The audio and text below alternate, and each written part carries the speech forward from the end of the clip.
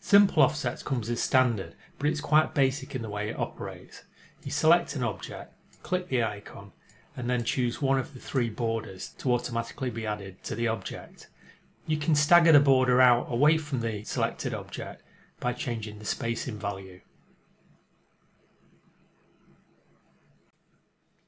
The Offset's advanced element has taken simple offsets and given it superpowers.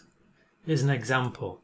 If I select two objects together and click the icon, I'm now given three different options of how I can outline these objects. Let's start with the first one the regular way. I'll click OK.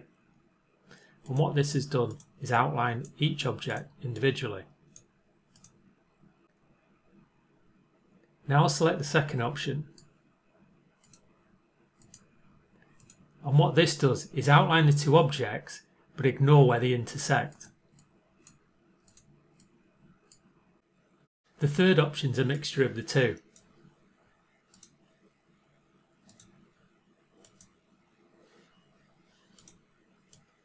Here it's outlined both objects, but ignored where the bottom outline has been overlapped by the top.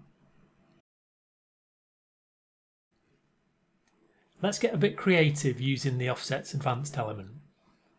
Instead of stitching the letters in plain fill with maybe a satin border around the outside, we're going to use the element to layer up decorative stitch types to make this design really pop.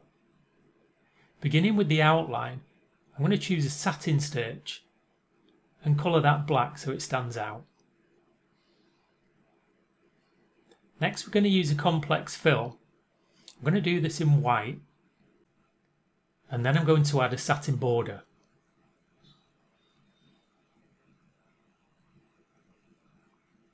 I want the border to be 1 millimetre wide, and so it stands out against the fill, I'm going to colour that red. The border needs to sit right on the edge of the fill, so the spacing set to 0. Next I'm going to add a decorative run called stem stitch.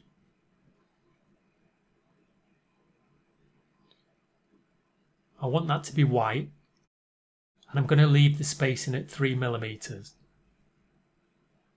The next offset is going to be a blue back stitch.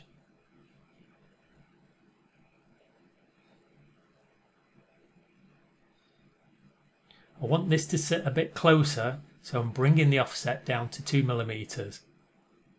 I'm going to duplicate it again, but make it closer still at 1 millimeter, and generate the stitches.